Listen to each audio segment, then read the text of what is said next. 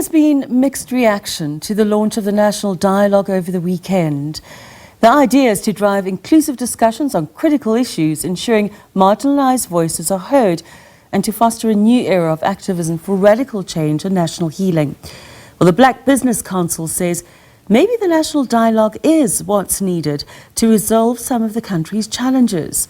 CEO Khanki Matabane joins me now. Good afternoon and welcome to Business on Point. Good afternoon and thank you very much for having us. Now, government's been accused of using the National Dialogue as a platform to electioneer. What do you think about this? We think the fact that we are busy having dialogues about the dialogue perhaps maybe tells us that we need to speak about something.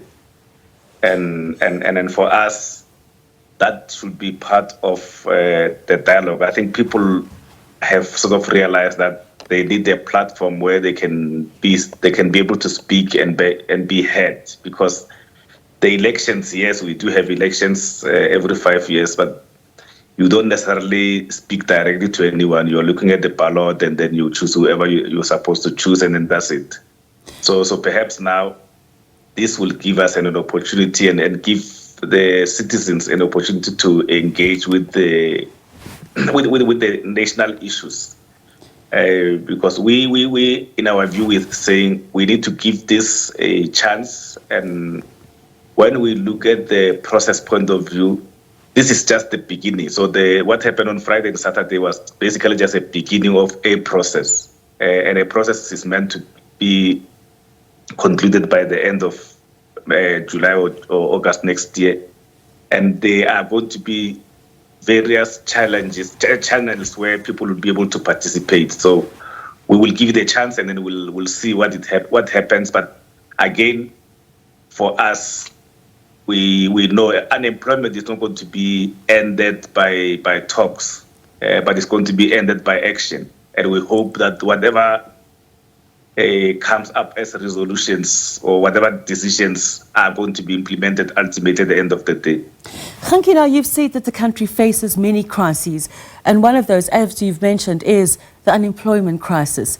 How do you see the National Dialogue tackling these issues and finding real solutions that lead to real action?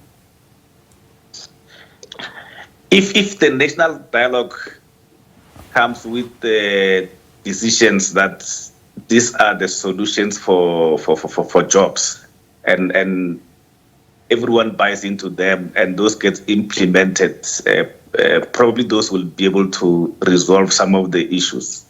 As you know, from a problems point of view, we all know the problems that South Africa has. We just mentioned unemployment, we've got economic growth that is not happening, we've got crime, we've got corruption, we've got the state that is almost dysfunctional. So we know the problems, but what is missing in everything else is what are the solutions. No one will tell you what the economic policy of South Africa is. No one will tell you who a South African is, because we see every time when you go to other countries on business missions, you have 20 different views about who a South African business person is. So we want to at least come to some consensus to say this is a South Africa, who is a South African, how do we create employment? Because in our view, we are saying jobs are not supposed to be the target. Jobs are supposed to be an output of an action, not an output of slogans or output of conversations or output of a lot of talks. You need to say, for me to create 1 million jobs, I need to have supported and funded 500,000 small businesses. That way, at least you can be able to measure the output that will have happened because you've done something. But by talking and hoping that things will happen, that is not necessarily going to change anything. I agree with you. There has to be some kind of measurable outcome. Do your Black Business Council members support the National Dialogue? Have you had consultations with them about it? Yes, we had, as part of preparing ourselves to to participate. We had, I think, 2 or 3 engagements with our members, and majority of members are supportive, but others are saying, let's give this thing a chance and see how it goes. We'll then maybe see in the middle of the process where this thing is going.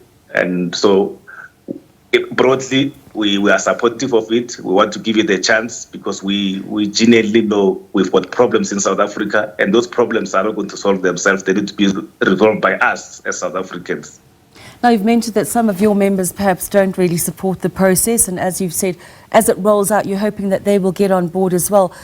What sort of impact do you think those who don't support the national dialogue could have on the progress and ultimately success of the national dialogue? Yeah, I think people are saying government needs to prove itself that whatever number of promises it has are actually realized. Because you'll understand that over the past 31 years, there has been a reduction of confidence in government, in government processes. So the trust deficit is very, very, very, very low. People are saying, but government have said so many things, but they've delivered very, very little.